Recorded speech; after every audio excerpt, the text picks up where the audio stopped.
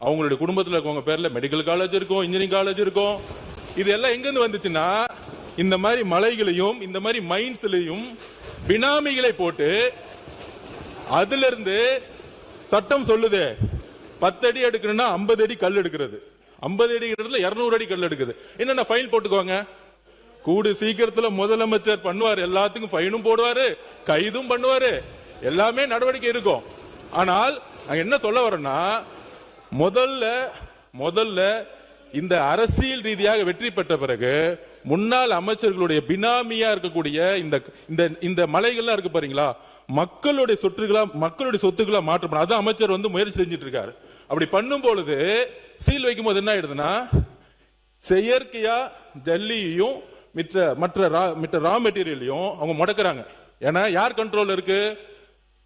இந்த மலைகளும் இந்த ஜல்லியும் இந்த மணலும் யார் கண்ட்ரோல்னா, இன்னைக்கு பழைய முறையில் யாரெல்லாம் இருந்தாங்களோ அவங்க கண்ட்ரோல் இருக்கு.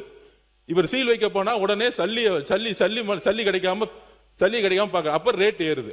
உடனே இங்க இருந்தே நிறைய பேர் மெம்பர் சொல்றாங்க, நீங்க சீல் வைக்கிறதுனால ஜல்லி ஏறுது, மணல் விலை ஏறுது, கல்லு விலை ஏறுது. அதாவது ஆட்சியில் இவங்க தான் இருப்பாங்களாம், அதுக்கு லைசன்ஸ் கொடுக்கறது இவங்க தானா, மைன்ஸோட லைசன்ஸ் கொடுக்கறது இவங்க தானா, அவங்க குடும்ப உறுப்பினர்களும் தொழில் பண்ணுவாங்களாம். ஆனா ஆதாரம் இருந்தா சொல்லுங்க. மாண்புமிகு அமைச்சர்களே, இந்த பினாமியை பிடிச்சி உள்ள தூக்கி போடுங்க. அங்க அடிச்சா யார் குரல் கொடுக்கறாங்களோ, அங்க அடிச்சா யார் எந்திரிச்சு பேசுறாங்களோ அங்கதான் ஆதாரம் இருக்கு.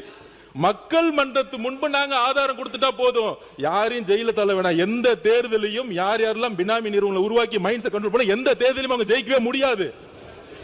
எழுதி வச்சுக்கோங்க. முன்னாள் அமைச்சர் அப்படிதான் மதுரையில் ஒருத்தர் மைண்ட்ஸை கண்ட்ரோல் பண்ணாரு, டெபாசிட் வாங்கல, மதுரையில் ஜெயிச்சுட்டு வந்திருக்காரு. மதுரையில் ஏன் தெரியுமா ஜெயிச்சாங்க? முன்னாள் அமைச்சர் மதுரை இருக்க எல்லா மைண்ட்ஸையும் கண்ட்ரோல் பண்ணாங்க. அதனால்தான் அவர் இன்னைக்கு சட்டசபைக்கே வர முடியல. இதுதான் மக்களுடைய தீர்ப்பு. எப்பொழுது மக்களுடைய சொத்தை தன்னுடைய பினாமி நிறுவனங்கள் மூலம், தன்னுடைய குடும்ப நிறுவனங்கள் மூலம் கைப்பற்றாங்களோ, மக்கள் தேர்தல் அரசியல தூக்கி எறிவாங்க. எழுதி வச்சுக்கோங்க. இதுதான் புதிய அரசியல்.